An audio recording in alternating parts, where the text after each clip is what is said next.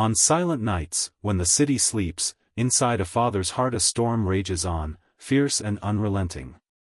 I once believed love and responsibility were enough to hold a family together, even if the marriage falls apart. But I was wrong. The truth came crashing down in the cruelest way. My 2 children left shivering outside in the cold, waiting at a locked door. Their voices trembled as they called me, Dad. Mom's not home, the door is locked, it's so cold, no one was there to help. No familiar face to turn to. The mother, the woman who once vowed to protect and love them with all her heart, chose instead to abandon her children to celebrate her new relationship. When I called her, there was no apology, only chilling indifference. That's your problem now. That heartbreak became the spark that ignited a fierce fight, a battle to regain full custody of my kids and give them the safe, loving home they deserve. Behind the quiet facade hid months of strict, joyless days under their mother's roof, tasteless meals, no sweets, no friends, and harsh rules forbidding them from sharing their pain with me. They were prisoners in the very home meant to protect them. And then I uncovered a deeper betrayal, a lavish lifestyle of partying and luxury vacations hidden behind lies of financial hardship. This was more than neglect, it was a shameless betrayal of motherly duty. This story isn't just a custody battle. It's a raw journey of tears, betrayal, and hope for a future where my children's laughter can ring free, where they can feel truly loved. Join me as I share this intense, heartfelt story over the next 30 minutes. And don't forget to comment below where you're watching from. Every voice matters in stories like this. The night I stood alone in our empty home, the weight of broken promises crushed me like a storm I couldn't outrun. I'm 38, a father of 2 beautiful children. 10 and 7 years old, caught in the middle of a marriage that fell apart, piece by painful piece. My ex-wife, just a year my senior, and I shared custody of our kids, splitting their time between us. But that balance was fragile, shadowed by the reality that my income far outstripped hers, and with it came the burden of child support and alimony payments I was obligated to send her, even as the ties between us frayed beyond repair. Our split wasn't clean or quiet. Years of simmering fights, fading love, and shattered dreams finally exploded into one last, bitter confrontation. I remember her screaming, the venom in her voice so sharp it cut straight through my heart, "I wish I never married you." Those words echoed in my mind long after I walked away, filing for divorce. She never fought to keep me, she didn't call or text to try to save what was left. 6 months after the divorce, I learned from a mutual friend she had moved on. Not just moved on, but was already entwined with someone new. I wanted to feel anger, jealousy, betrayal, and I did, in wild waves. Yet, for the sake of our children, I held it all back. I believed, or chose to believe, that she was still a good mother. We kept contact strictly about the kids. No past, no pain, just logistics. But beneath the surface, the cracks were widening. It was during a business trip that everything fell apart. I had asked her to watch over the kids a few extra days. Something small, a favor. She agreed. But then came the phone call I'll never forget, my son's voice trembling in fear, asking where I was because their mother had left them alone outside my locked door in freezing cold. No one to welcome them. No one to protect them. The streets were empty that night. Neighbors were away. Helpless, I begged her to come back, but she coldly refused, telling me the kids were my problem now, because technically it was my turn. She was headed out to celebrate months with her boyfriend. The chilling reality hit me hard. The woman I once loved and trusted chose a date over her own children's safety. The police arrived just in time to rescue them, driving my kids to my parents' home miles away. Hours later, she was arrested for neglect. This nightmare jolted me awake. The facade I'd clung to, that she was a good mother, shattered. I vowed then and there to fight for full custody, to shield my kids from harm. But as I dug deeper, what I uncovered about the life she led behind closed doors was even more devastating, one of harsh rules, hunger, silence, and isolation for our children. My older son's hesitance to speak, the fear of reprisal if they shared the truth, the crushed innocence, all painted a picture darker than I ever imagined.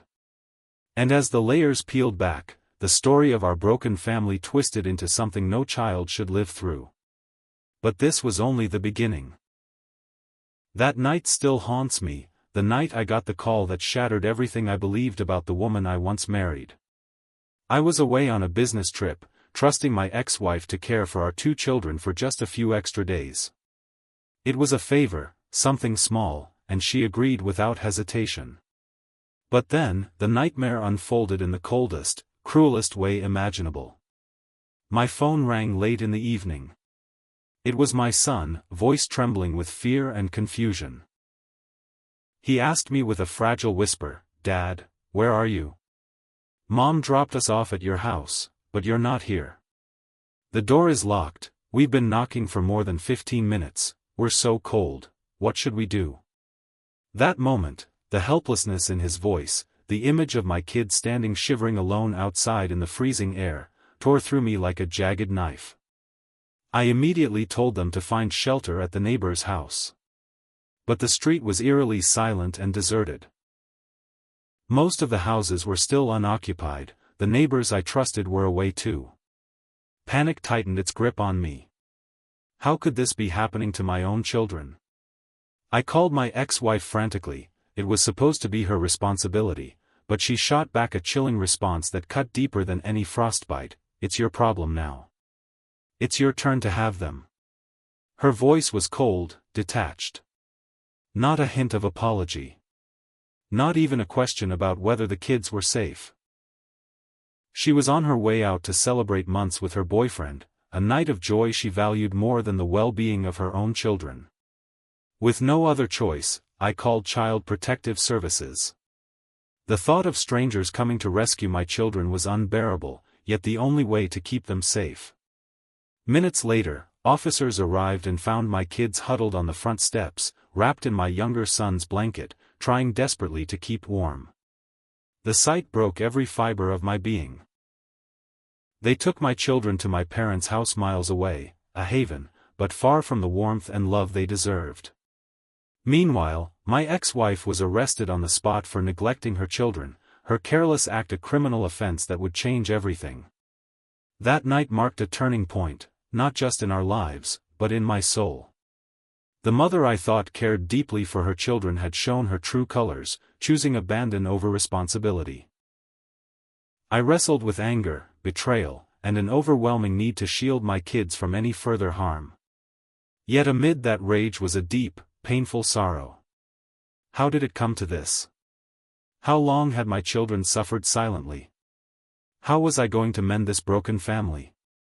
As the adrenaline faded, reality sank in, the legal battle ahead, the emotional scars etched into my children's hearts, and my role as their protector in a world that suddenly felt very unsafe.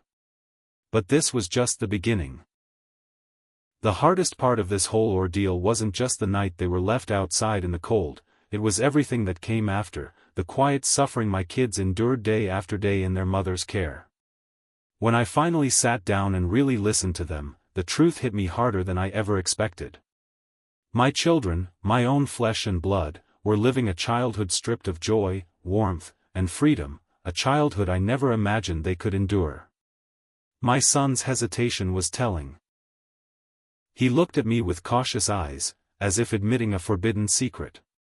"Dad. Mom doesn't want us to tell you about what happens when we're with her." Those words, silenced for so long, opened a door to a world of loneliness and fear I hadn't seen before. They told me about the strict regime their mother enforced. No candy allowed ever, no junk food, and every meal was the same bland, sick food, tasteless oats, porridge, and minimal variety. "It's supposed to keep us healthy," my daughter said quietly, but I saw in their eyes the hunger, not just of their stomachs, but of their spirits. The food wasn't just boring, it was a symbol of neglect, an everyday reminder that their comfort, happiness, and childhood pleasures were being sacrificed under the guise of strict care.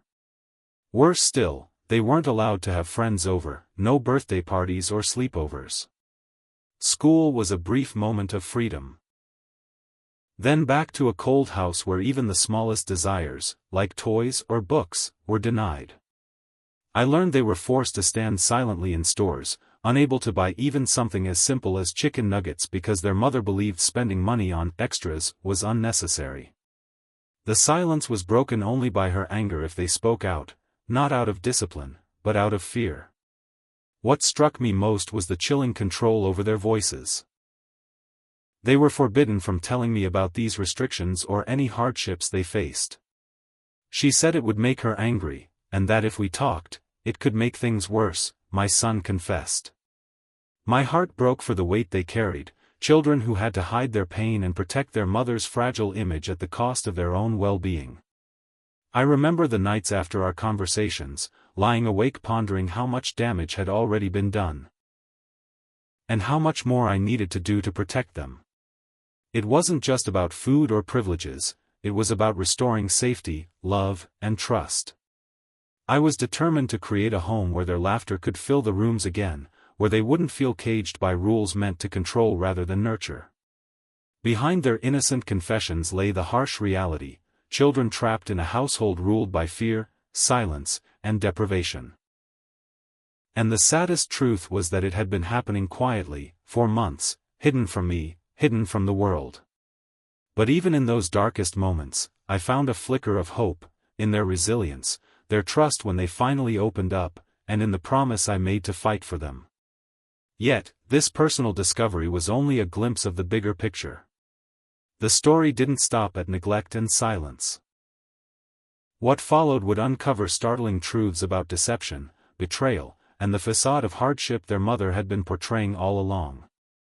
As a father, you always want to believe there's a reason behind every hardship your children face, a tough patch, a financial struggle, maybe even mistakes made out of desperation.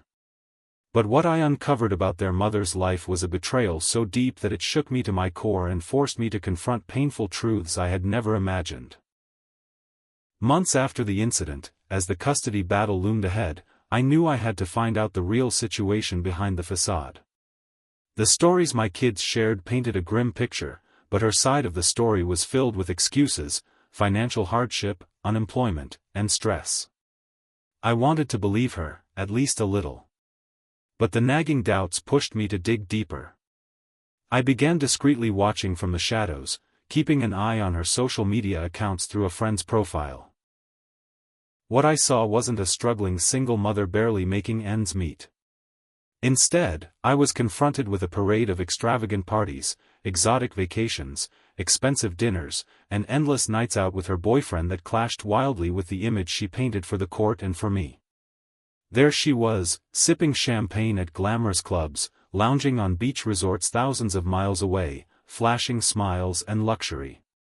Photos of stylish outfits, new cars, romantic getaways. It was a lifestyle dripping with privilege, completely contradicting her claims of financial desperation. I felt my stomach twist with a blend of anger and disbelief. How could she afford this while telling me she couldn't provide proper care for our children? How could she use money meant for their well-being to fuel this reckless indulgence? I reached out to a few old friends and mutual acquaintances, people I had distanced myself from over the years, to gather more context. They reluctantly confirmed what my eyes had seen. They didn't want to interfere, but it was clear she had all the means to care for the kids properly, yet chose not to. Instead, she funneled her energy and the money I sent into her own pleasures and her boyfriend's lifestyle, even paying his tuition despite claiming poverty. Hearing this from others stung as much as seeing it myself. It painted a picture of a woman placing selfish desires above motherhood, using deception as a shield while our children quietly suffered. It wasn't just neglect anymore, it was a conscious betrayal. In one harrowing moment, I remembered the countless calls, emails, and messages I had sent, pleading for her to provide a safe, nurturing environment for our kids. Each time, I was met with excuses, lies, or silence. Now, everything made a bitter, painful kind of sense. This revelation fueled my resolve even stronger. No longer was I just fighting to protect, they needed me to fight for justice, to hold her accountable for every choice that endangered my children's future. Yet, amidst this storm of anger and betrayal, I also wrestled with grief for the mother they lost, the family we once dreamed of, and the innocence stolen from my children by deception and selfishness. But there was no turning back. The next chapter of this story was coming. A chapter filled with legal battles, heart-wrenching confrontations, and the fight to restore a semblance of normalcy to my children's lives. The courtroom became the next battlefield in this painful saga, a place where every word, every piece of evidence, every emotional confession would decide not just legal rights, but the fate of my children's lives. As the dust of betrayal and neglect settled, I found myself overwhelmed by the complexity of family law. I was no stranger to responsibility, but facing the cold machinery of the justice system was daunting. My lawyer became my guiding light through this storm, a steady voice reminding me that this fight was for their safety and future. The charges against my ex-wife for neglect were serious. The evidence was on my side, the CPS report, witness testimonies, the chilling phone calls, and even social media proof of her extravagant lifestyle while claiming poverty. Still, courts can be unpredictable, and I had to prepare for every challenge. Each hearing was an emotional roller coaster. I sat across from her, a woman who once shared my dreams but now seemed a stranger fueled by defiance and desperation. She struggled to deny what was clear, sometimes breaking down into tears that felt rehearsed, sometimes lashing out with anger, blaming me for ruining her life, for going too far. But beneath her words, I sensed the weight of guilt, fear, and loss. The children's voices echoed in my mind, their hunger, their silence, their fear of speaking out.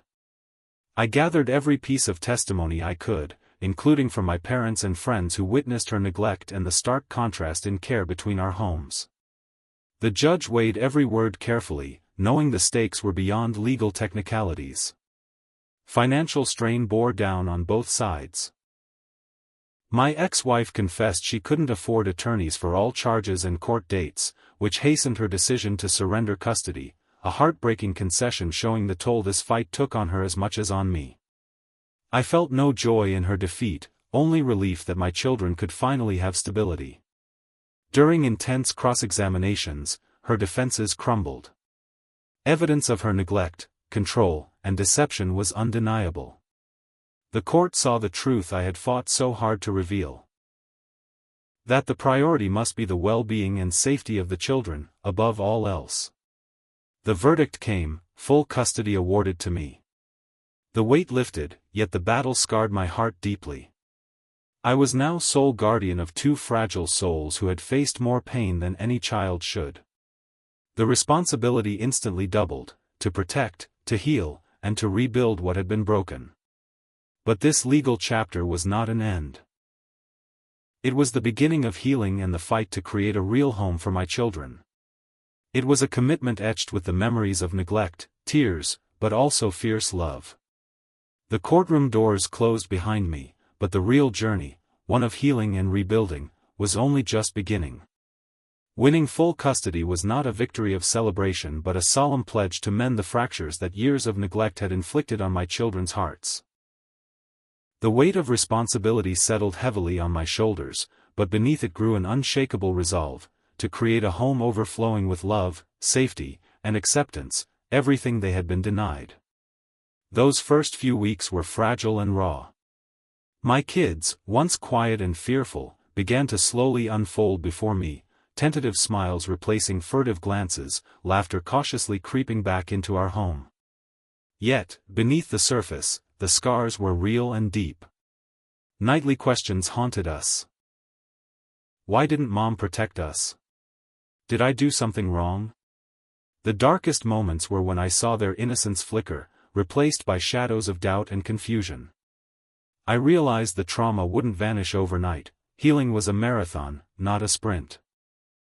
My parents stepped in as pillars of strength, often soothing the children when I was swamped by work or court proceedings.